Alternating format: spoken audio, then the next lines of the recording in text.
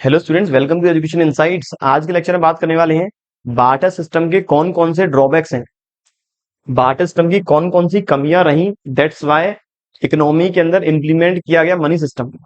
तो barter system की कमियों में सबसे पहला है double coincidence of bonds. Double coincidence का मतलब, बार्टर सिस्टम का मतलब मैं जानता हूं एक ऐसा सिस्टम जहां पर गुड्स को ही एक्सचेंज करूंगा गुड्स के अगेंस्ट।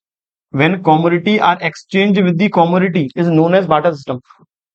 अब मुझे इस इकोनॉमी में दो ऐसे लोग ढूंढने होंगे जिन्हें एक दूसरे के गुड की है रिक्वायरमेंट, तभी मैं बार्टर सिस्टम परफॉर्म कर सकता हूं। और इस दिक्कत को ही नाम दिया गया डबल कोइंसिडेंस ऑफ बॉन्ड्स का। वापस समझे, एक पार्टी है राम और दूसरी पार्टी है श्याम। दो पार्टी है राम और श्याम। अब राम के पास जो वीट है ये एक्सेस है। राम के पास इस साल जो गेहूं की पैदावार हुई है वो ज्यादा हुई है। राम चाहता है जो एक्सेस पैदावार है, जो मेरे पास सरप्लस स्टॉक है वीट का, वो मैं बेचकर किसी दूसरी पार्टी से राइस परचेज कर लूं, किसी दूसरी पार्टी से खरीद लूं राइस।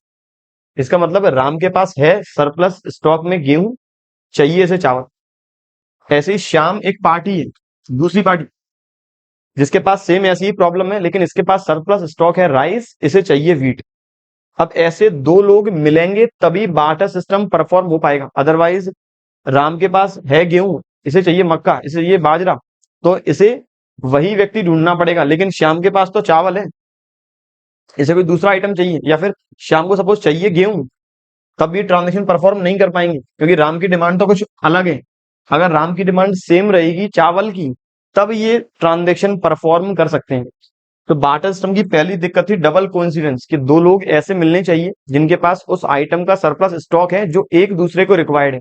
तो double coincidence of bonds means when two person having surplus of those goods which is required by each other, और we can say a system or economy where two individuals each possess surplus of goods that other person required।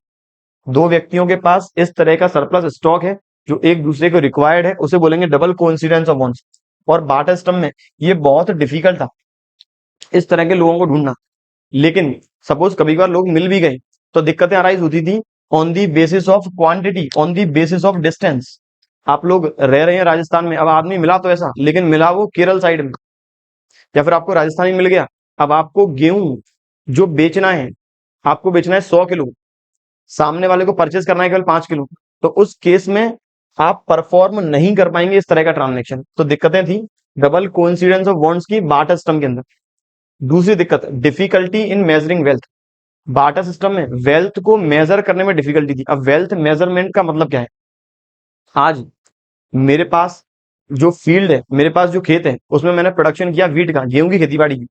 अब गेहूं की खेती बाड़ी इतनी हुई कि मेरे पास एक अच्छा खासा स्टॉक है गेहूं का।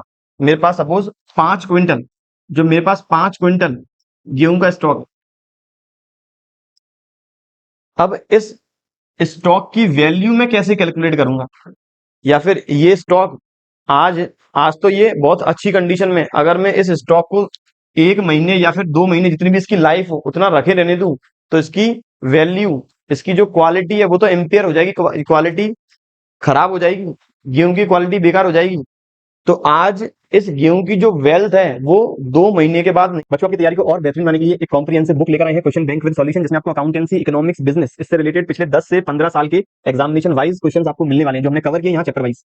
और इकोनॉमिक्स और बिजनेस की तैयारी अच्छी करने के लिए हमने अलग से चैप्टर वाइज क्वेश्चंस भी कवर किए हैं, जिसमें आपको वेरी शॉर्ट, लॉन्ग और मल्टीपल चॉइस क्वेश्चन के फॉर्म में बहुत सारे क्वेश्चंस मिलने वाले हैं। प्लस इस बुक के अंदर हमने 6 मॉडल टेस्ट पेपर भी कवर किए हैं आपकी तैयारी को और अच्छा करने के लिए। इस बुक को परचेज करने का लिंक नीचे दिया हुआ है, आप अमेजॉन या फिर हमारे एप्लीकेशन से डायरेक्ट से परचेज कर सकते हैं, या फिर इसे आप हमारे हेल्पलाइन नंबर 7877201323 से भी परचेज कर सकते हैं। Thank you. नहीं रहेगी, या फिर आज इस गेहूं की जो वैल्यू है क्वालिटी के बेसिस पर, वो एक टाइम पीरियड के बाद नहीं रहेगी।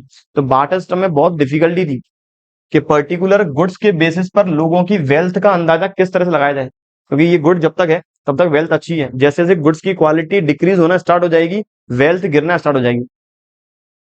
एज गुड्स, ये कहता है एज गुड्स और commodities are wealth of a person. एक व्यक्ति के पास जो भी गुड्स या फिर कमोडिटी है, आज मेरे पास जो पैसा है वो भी तो मेरी वेल्थ है, लेकिन पैसे की value over the time period decrease नहीं होगी। जबकि इस तरह के गुड्स जो पेरिशेबल इन नेचर है, बार्टर सिस्टम में मानते हैं लोग जिस भी गुड्स को प्रोड्यूस कर रहे हैं वो सारे पेरिशेबल इन नेचर है या ज्यादातर पेरिशेबल इन नेचर है, but due to their perishable nature it was very difficult to measure wealth of an individual, that's why it is second drawback of barter system. Number third, difficulty in store of the value. अब barter system में मैंने जो output produce किया उस output को मैंने market में एक व्यक्ति ऐसा आइडेंटिफाई कर लिया है जिसे सेम वही आइटम चाहिए जो मुझे जरूरत है, जो मेरे पास है, और मुझे वो आइटम चाहिए जो उसके पास है। मतलब मेरा डबल कोइंसिडेंस वाली दिक्कत अब नहीं रही, मुझे व्यक्ति इजीली मिल गया। लेकिन अब दिक्कत आई, मैंने गेहूं दे दिया अपने साइड से, वहां से चावल आ गया, अब चावल को स्टोर भी तो करके रखना पड़ेगा, तो दिक्कत आई स्टोरेज स्पेसेस की। दिक्कत आई स्टोरेज स्पेस की, अब स्टोर करके कहाँ रखा जाए। इनकेस यदि स्टोरेज स्पेस मुझे नहीं मिल पाया, पेरिशेबल नेचर का गुड है तो वो जल्दी खराब हो जाएगा। Value means consideration in return, यहाँ वैल्यू का मतलब जो गुड हमें उसके वापसी में मिलेगा उसे बोल रहे हैं। In barter system for storage of value huge spaces are required, commodity को स्टोर करने के लिए बहुत बड़े स्पेस की रिक्वायरमेंट है, और कभी कभार यदि स्पेस का अरेंजमेंट नहीं हुआ और गुड पेरिशेबल नेचर का है तो मौसम की वजह से खराब होने की आशंका भी बहुत ज्यादा थी। तो तीसरी ये मेरी दिक्कत आ गई बाटा सिस्टम में। नंबर फोर्थ, जो difficulty in major of value. Bata system में आज मुझे चावल परचेज करना है, मेरे पास गेहूं है, मुझे चावल के अलावा मुझे घोड़े भी खरीदने हैं, मुझे जमीन भी खरीदनी है, मुझे दूसरे गुड्स भी परचेज करने हैं।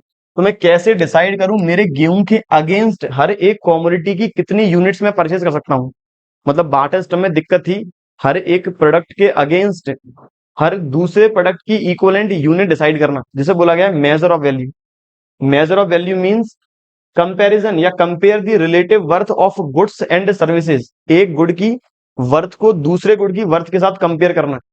कभी कभार यहाँ पे आज गेहूं अच्छी अच्छी क्वालिटी का है या गेहूं आज अच्छी पोजीशन में तो उसकी वर्थ ज्यादा है, लेकिन जैसे जैसे टाइम बीतेगा मुझे कोई ग्राहक नहीं मिला तो मेरे गेहूं की जो क्वालिटी है वो तो इम्पेयर या डिक्रीज होना स्टार्ट होगी। In barter system there was no common unit, यहाँ पर कोई भी कॉमन यूनिट नहीं था कि एक प्रोडक्ट के कंटेक्स्ट में सारे प्रोडक्ट की वैल्यू डिसाइड कर सकूं, और so it was very difficult to calculate relative worth of each good with other. ये बात थी बच्चों चौथी डिफिकल्टी की बाटा सिस्टम के अंदर। अब आया नंबर फिफ्थ, जो है lack of standard of deferred payments. Lack of standard of deferred payments का मतलब मेरे पास आज है वीट और मुझे चाहिए राइस, मुझे व्यक्ति मिल गया राइस वाला जिसके पास राइस है और वीट चाहिए, लेकिन उसका कहना है राइस मिलेगा आपको 2 महीने के बाद, अभी रेडी नहीं है, अभी खेती बाड़ी चल रही है, अभी चावल पूरी तरह से तैयार हुआ नहीं है। अब यहाँ पर दिक्कतें राइज हो सकती हैं क्वालिटी को लेकर। आज जिस क्वालिटी के बेसिस पर ट्रांजेक्शन एंटर हुआ है या जिस क्वालिटी के बेसिस पर मैंने यहाँ सौदा पक्का किया है, हो सकता है 2 महीने के बाद इस चावल की वो क्वालिटी ना रहे।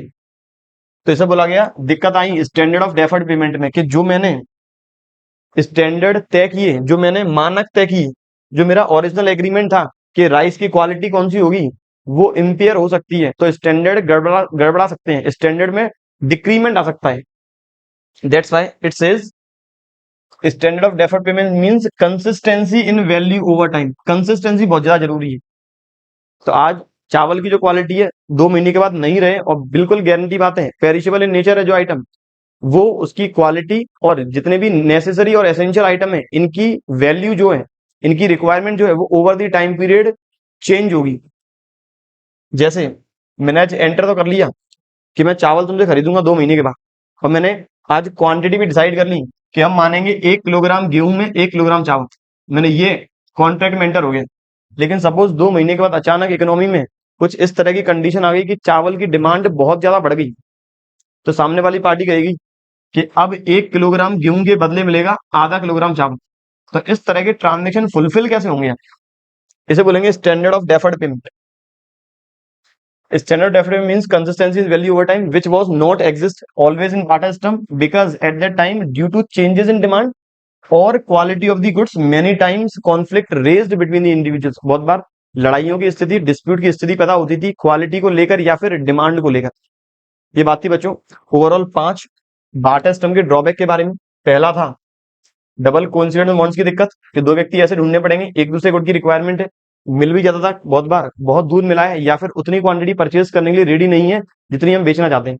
दूसरा, वेल्थ को मेजर करने में बहुत मुश्किल है, पेरिशेबल नेचर का आइटम है, ओवर द टाइम पीरियड उसकी क्वालिटी खराब होगी, तो वेल्थ हम प्रॉपर फॉर्म में मेजर नहीं कर पाएंगे। तीसरा, difficulty in store of the value, value को स्टोर करेंगे, बहुत बड़े स्पेस की रिक्वायरमेंट है, कभी कभार स्पेस का अरेंजमेंट नहीं हुआ, जल्दी खराब होगा।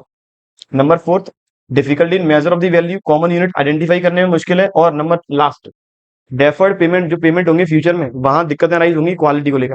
बच्चों, ऐसे रिलेटेड टॉपिक डिस्कस करने वाले हैं अपने अगले लेक्चर में, तब तक बने रहिए और पढ़ते रहिए हमारे यूट्यूब चैनल के साथ। Thank you.